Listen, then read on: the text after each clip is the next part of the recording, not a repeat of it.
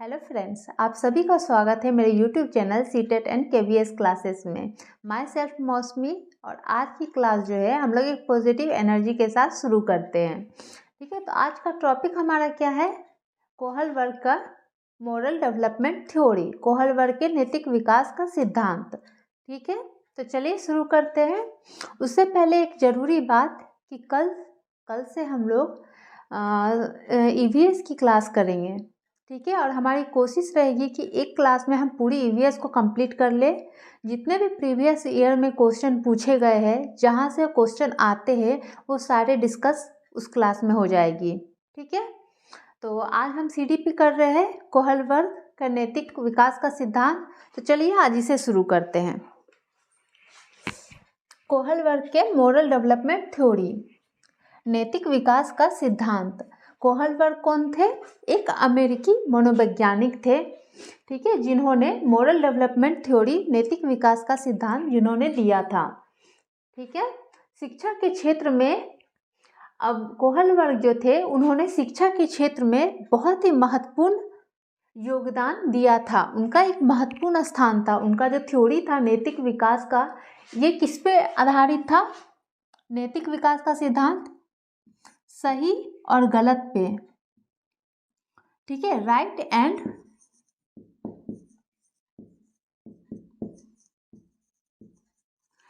And wrong.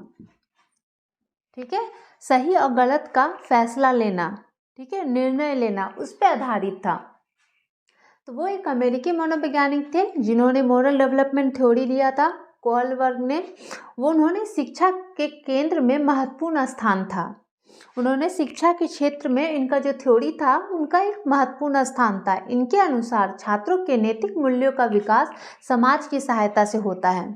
छात्रों का जो नैतिक विकास का सिद्धांत होता है, वो उन्हें समाज के सहायता से होता है। समाज में रह करके वो लोग सीखते हैं क्या उनके लिए सही है और क्या गलत है। दूसरे को देख करके वो खुद सीखते हैं कि कौन सी चीज़ उनके लिए सही है और कौन सी चीज़ गलत है। सही और गलत में अंतर करना, सही गलत का निर्णय लेना, इस उनमें डेवलप होता है समाज में रह के। क्लियर है?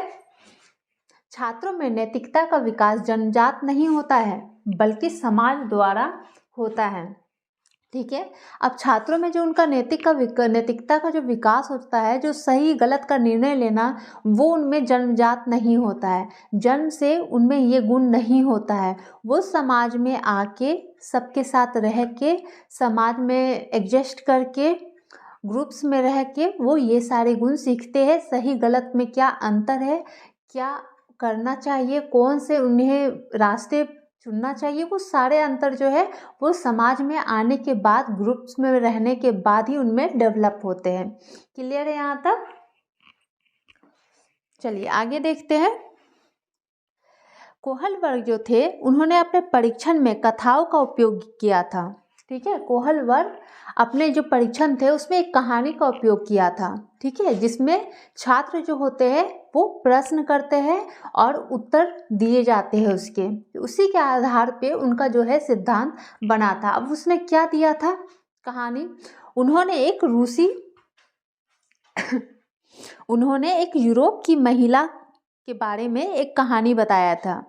ठीक है, वो जो महिला थी वो बीमार थी और उसके पति का नाम हीस था।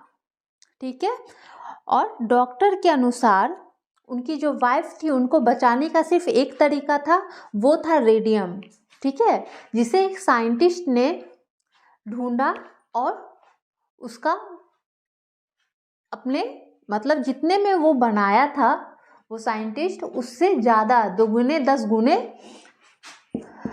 गुने रेट में से ज़्यादा बेच रहा था। ठीक है, उसे पैसे चाहिए थी, इसलिए वो 10 गुना रेट बढ़ा के बेच रहा था। तो अब वो क्या करेगा? हीच क्या करता? उसे तो अपनी वाइफ की जान बचानी थी। ठीक है, उसे किसी भी हाल में रेडियम चाहिए था। तो वो उनके पास गया और उनसे जितने पैसे उसके पास थी वो लेके गया और उनको कहा कि आप मुझे ये रेडियम दे दे, मेरी वाइफ की तबीयत बहुत ख़राब है, उनकी जान इससे बच सकती है। ठीक है, और मेरे पास अभी जितनी पैसे है उतनी ले लीजिए, बाद में मैं आपको दे दूँगा। तो वो क्या बोलता है? जो ये दवा बेच रहा था साइंटिस्ट, उसने कहा ये दवा मैं नहीं दे सकता हूँ क्योंकि इसे बनाने में मुझे बहुत खर्च हुई है और मैं इसे पैसे के लिए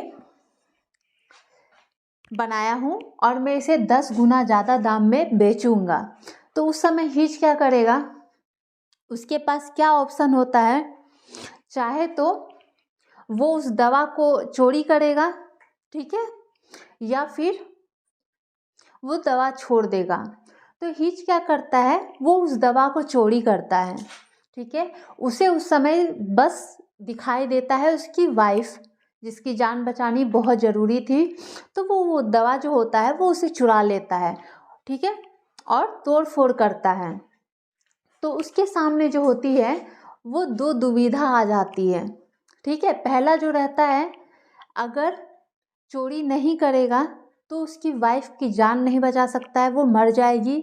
अगर वो चोरी कर लेता है तो पुलिस उसे पकड़ के ले जाएगी, ठीक है।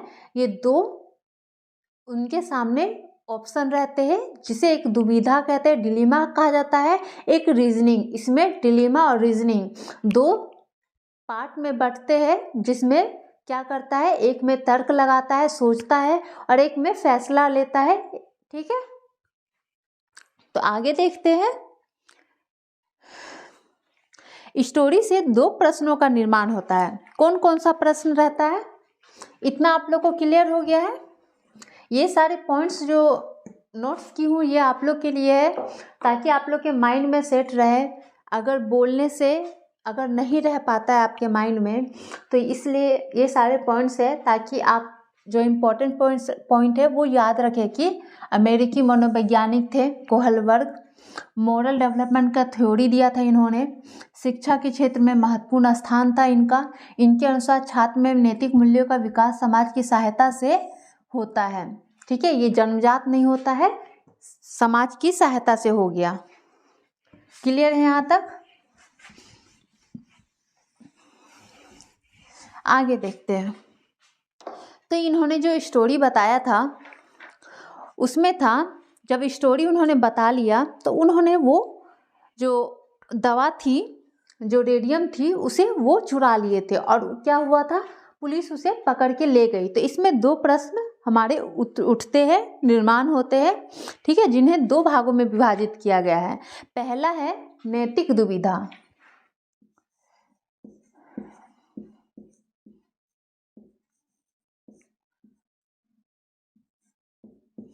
पहला जो है वो है नैतिक दुविधा, और दूसरा जो है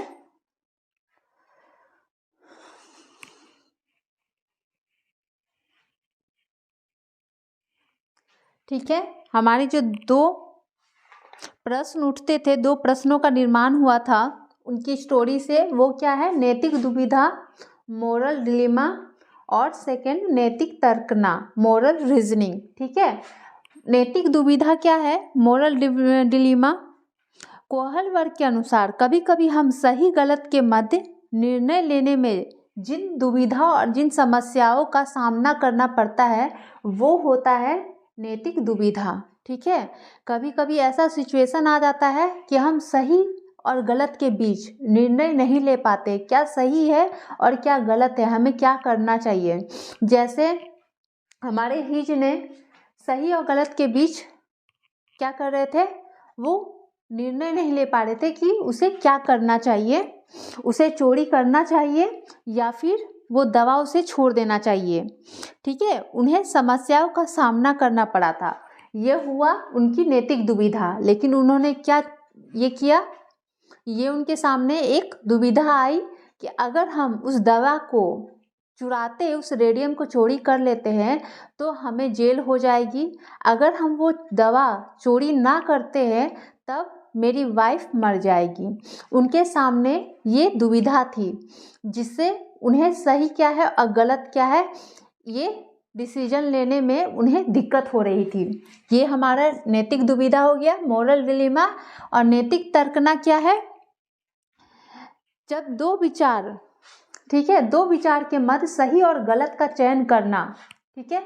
2 विचार आया हमारे हिच के सामने, 2 विचार आया था, चाहे तो वो उस दवा को छोड़ देता, ठीक है, रेडियम को छोड़ देता और अपनी बीवी को खो देता, या फिर दूसरा ऑप्शन था वो उस दवा को चोरी कर ले, अपनी वाइफ की जान बचा ले और खुद पुलिस के पास चले जाए। तो उसने क्या चूज़ किया?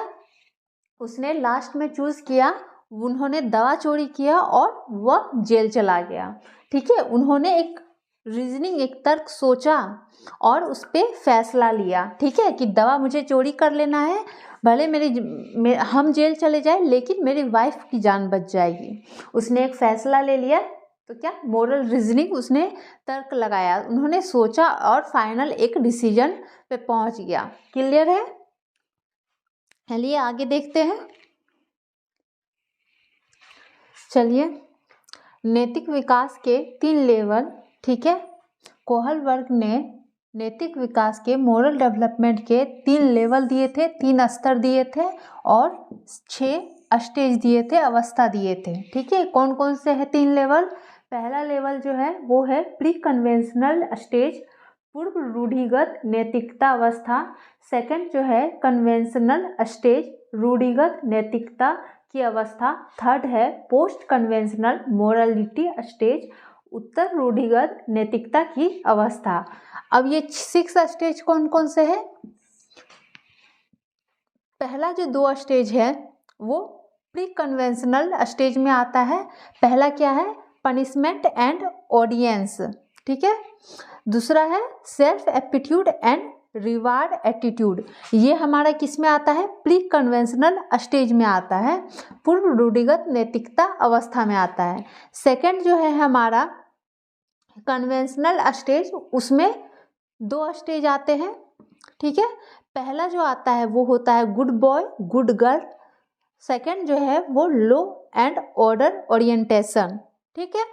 हमारा थर्ड स्तर जो होता है, लेवल होता है पोस्ट कन्वेंशनल मोरालिटी स्टेज, उसमें हमारा 2 स्टेज आता है। एक आता है स्टेज ऑफ सोशल कॉन्ट्रैक्ट और दूसरा यूनिवर्सल और कंसिस्टेंस स्टेज। क्लियर है? इतना आप लोग सब इसे नोट्स कर ले, क्योंकि इसमें बहुत कोई मिस्टेक कर जाते हैं। हमारा जो पहला होता है, पहला लेवल, उसमें 2 आते हैं स्टेज। हमारे सेकंड लेवल में 2 स्टेज आते हैं, हमारे थर्ड लेवल में 2 स्टेज आते हैं। अब इसे हम एक एक करके डिटेल्स में समझते हैं। यहाँ तक क्लियर हो गया है? चलिए प्री कन्वेंशनल स्टेज जो हमारा पहला स्तर है, लेवल है, उसे देख लेते हैं।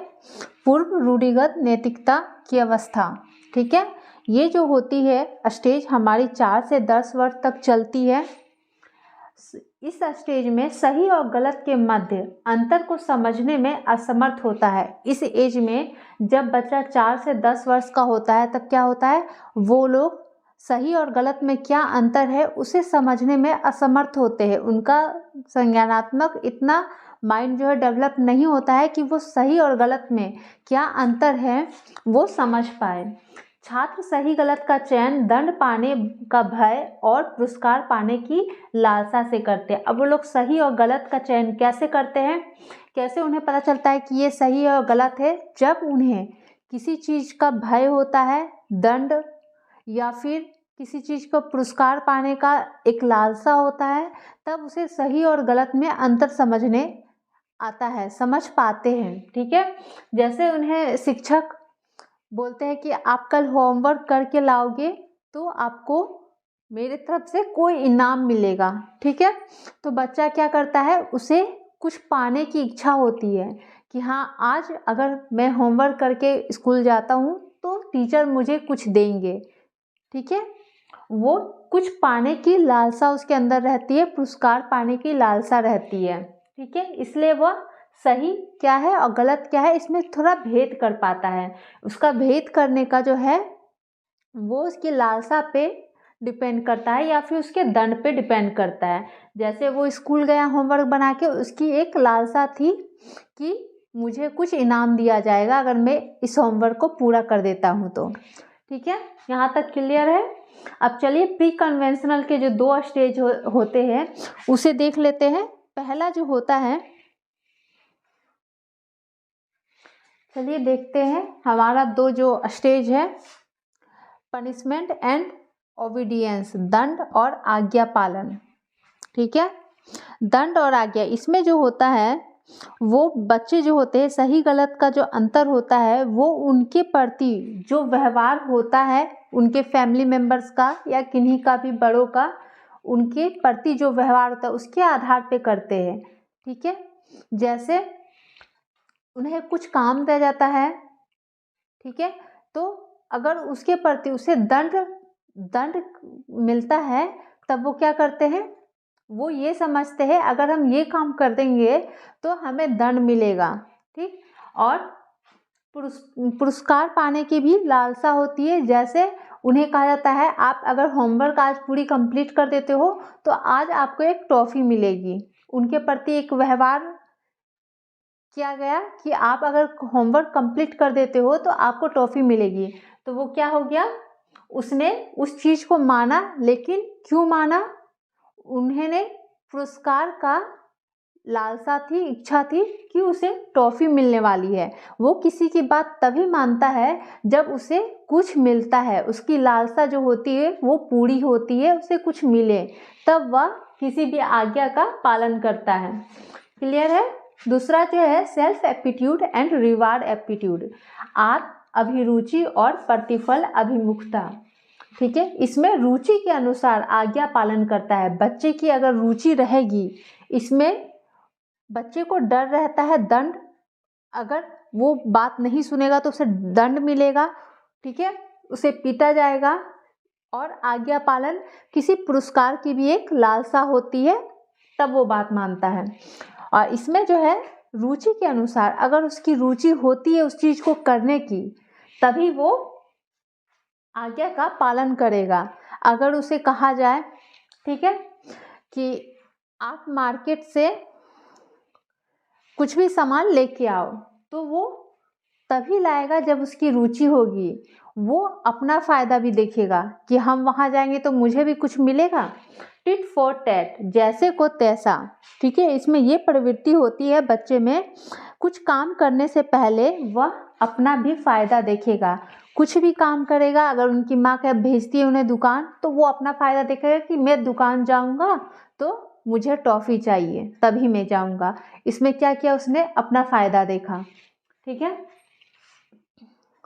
अगर माँ ने कहा मोबाइल छोड़ो होमवर्क करो, ठीक है, अगर आप होमवर्क कंप्लीट कर लोगे तो आपको हम टॉफ़ी देंगे, तब क्या करता है बच्चा, वो टॉफ़ी के लिए उस काम को पूरी करता है। ठीक है, वैसे ही अगर उनका फ़ायदा कुछ होता है कि अगर उन्हें कोई भी काम दिया जाए और उस काम में उनकी फ़ायदा हो, उन्हें कुछ मिल रहा हो, तभी वो काम करता है। तो ये दोनों आप लोग याद रखेंगे, टिट फॉर टैट, जैसे को तैसा। वो लोग, बच्चा तभी कुछ करता है जब उसे भी कुछ फ़ायदा हो, उसे भी उस काम के बदले में कुछ मिले। क्लियर है। आगे देखते हैं, हमारा सेकेंड लेवल जो है कन्वेंशनल स्टेज।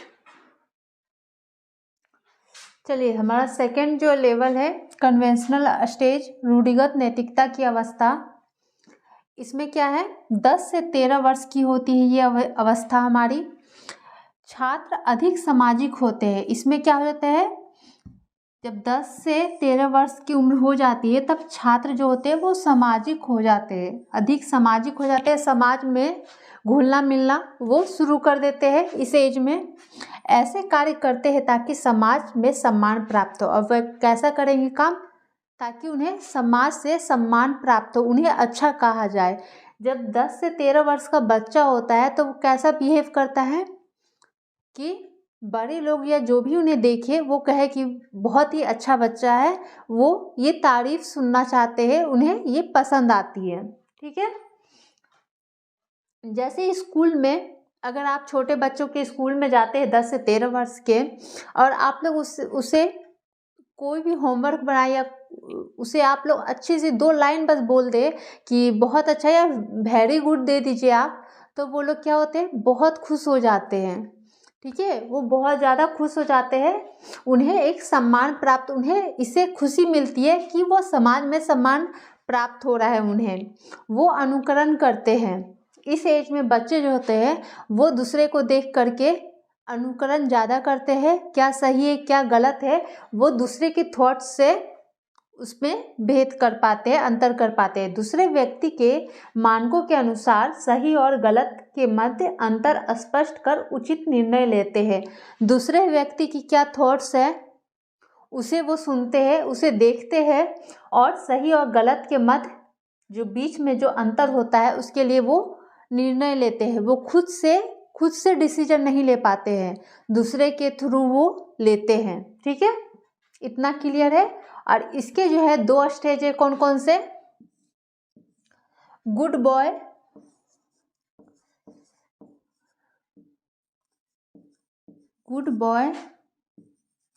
एंड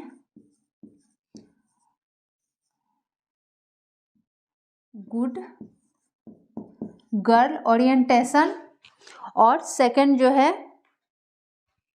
वो है लॉ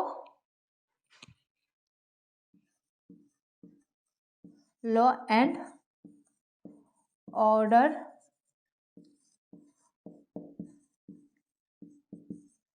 ओरिएंटेशन। ठीक है, गुड बॉय और गुड गर्ल, अच्छा लड़का और अच्छी लड़की बनने की कोशिश रहती है उनकी। ये जो होता है ये सोसाइटी के द्वारा निर्धारित किया जाता है। ये जो गुड बॉय गुड गर्ल जो बोला जाता है ये सोसाइटी द्वारा निर्भर किया जाता है। बच्चा जो होता है कोई भी काम करता है, ठीक है, बच्चे के अगर फैमिली में कोई भी मेंबर, उनके दादाजी कहते हैं बेटा ये ला दो सामान, मेरी चश्मा लेते आओ, तो बच्चा क्या करता है, दौड़ के जाता है, लेके आता है, अपने दादाजी को देता है। उनके दादाजी क्या कहते हैं, शाबाश बेटा, बहुत अच्छे। ठीक है, तो उनके चेहरे पे एक स्माइल आती है बच्चे के, ठीक है, कि उन्हें अच्छा कहा जा रहा है, उन्हें गुड बॉय गुड गर्ल की लिस्ट में बनना आना बहुत ही अच्छा लगता है।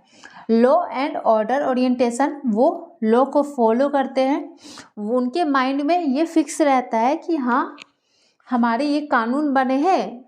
वो अपने घर में अपने फैमिली के द्वारा सुनते हैं कि ये करने से आपको पनिशमेंट मिलेगी, आप मोबाइल ज़्यादा चलाओगे तो आपको पनिशमेंट मिलेगी, आप अगर दूसरे से बाहर झगड़ा करोगे तो पुलिस आपको लेके चली जाएगी। ठीक है, तो वो लॉ एंड ऑर्डर को बहुत ज़्यादा मानते हैं।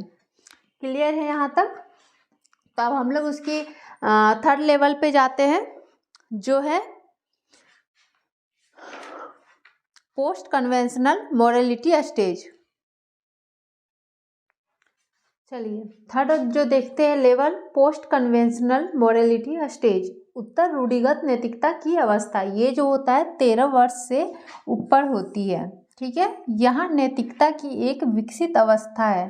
यहाँ पे क्या होता है, हमारे पोस्ट कन्वेंशनल मोरालिटी स्टेज में नैतिकता की एक विकसित अवस्था है। यहाँ पे जो है हमारा नैतिकता जो होता है वो पूर्ण रूप से विकसित हो जाता है। यहाँ हम परिपक्व हो जाते हैं, बड़े हो जाते हैं, समझदार हो जाते हैं और हम डिसीजन लेना शुरू कर देते हैं।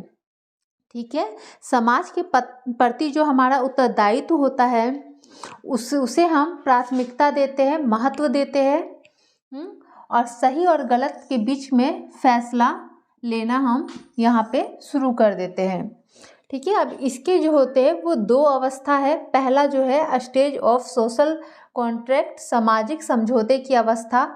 सेकंड जो है वो है यूनिवर्सल स्टेज, सार्वभौमिक या विवेक की अवस्था। जो हमारा पहला अवस्था है, इस अवस्था में छात्र समाज के नीति नियमों को अपनाने लगते हैं और समाज के प्रति अपने व्यवहार में उचित परिवर्तन करते हैं। ठीक है, इसमें समाज के प्रति जो उनका रुचि होता है या फिर उनके प्रति जो उनका व्यवहार है उसमें परिवर्तन लाते हैं और समाज के जो भी नीति नियम होते हैं, जो भी रूल होते हैं उसे वो फॉलो करने लगते हैं, मानने लगते हैं, क्योंकि वो परिपक्व हो जाते हैं।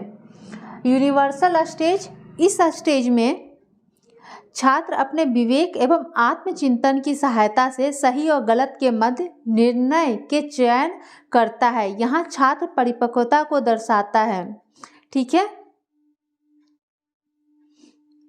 यहाँ पे छात्र अपने खुद का डिसीजन लेना शुरू कर देता है। ठीक है, वो उसकी परिपक्वता, उसके चिंतन को दर्शाता है। वो ये डिसीजन लेना शुरू कर देता है कि उसके लिए क्या सही है और क्या गलत है। ठीक है, वो किसी भी फेज में हो, किसी भी सिचुएशन में हो, वो अपने थॉट्स को सामने लाता है और अच्छे से वो किसी भी चीज़ के प्रति डिसीजन ले सकता है कि उसके लिए क्या सही रहेगा और क्या गलत रहेगा। जैसे किसी भी एग्ज़ाम में, ठीक है, उनके लिए कौन सा सब्जेक्ट वो चुने अपने लिए, उनके लिए क्या बेटर होगा, ठीक है, आगे बढ़ने के लिए वो अपना फैसला ले सकते हैं। ठीक है, क्लियर है आपको? चलिए, बस इसमें अब इतनी ही थी हमारे कोहल वर्ग के नैतिक विकास की सिद्धांत। और अगर कुछ भी इसमें डाउट्स बचा हो आप लोग का तो कमेंट्स करके ज़रूर बताइएगा और वीडियो को पूरी देखिएगा। ठीक है, और कल जो है हम लोग EVS की क्लास करेंगे। कोशिश रहेगी कि कल पूरी क्लास, पूरे जो टॉपिक है जो पूछे जाते हैं एग्ज़ाम में, वो सब कल के एक वीडियो में कंप्लीट कर दिया जाए। क्लियर है? तो एक क्वेश्चन हम इसका देख लेते हैं थोड़ा। चलिए, कोहल वर्ग के अनुसार बच्चे सीखते हैं, क्या सीखते हैं? पहला ऑप्शन संज्ञानात्मक विकास के चरण, दूसरा शारीरिक विकास के चरण, थर्ड संवेगात्मक विकास के चरण, फोर्थ नैतिक विकास के चरण। क्या होगा? कोहल वर्ग का मोरल डेवलपमेंट, नैतिक विकास, इन्होंने क्या दिया था? नैतिक विकास का सिद्धांत दिया था। तो ऑप्शन फोर्थ सही होगा, नैतिक विकास के चरण। ठीक है, बच्चे क्या सीखते हैं? कोहल वर्ग नाम आया है, बच्चे क्या सीखते हैं? तो इन्होंने क्या दिया था? नैतिक विकास का सिद्धांत दिया था। अब ये जो संज्ञानात्मक है, ये किसने दिया था? ये पियाजे ने दिया था। संज्ञानात्मक पियाजे ने दिया था। ठीक है, शारीरिक के चरण ये भी उसी में आ जाता है। संवेगात्मक जो होता है, इमोशनल, वो भी पियाजे में आ जाता है। क्लियर है? कोहल वर्ग ने नैतिक विकास के चरण दिए थे। चलिए, एक और क्वेश्चन देख लेते हैं। आप लोग सुनिएगा। एक बच्चा तर्क प्रस्तुत करता है।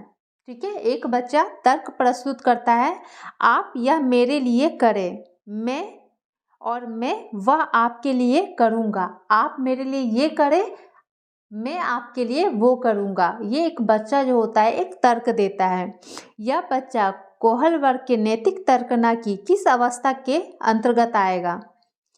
पहला ऑप्शन अच्छा लड़का अच्छी लड़की अभिमुखीकरण, सेकंड सामाजिक अनुबंध अभिमुखीकरण, थर्ड सहायक उद्देश्य अभिमुखीकरण, फोर्थ दंड और आज्ञा पालन अभिमुखीकरण। ठीक है, क्या किया? बच्चा ने एक तर्क प्रस्तुत किया, आप मेरे लिए ये करोगे तो मैं आपके लिए वो करूँगा, यानी टिट फॉर टैट।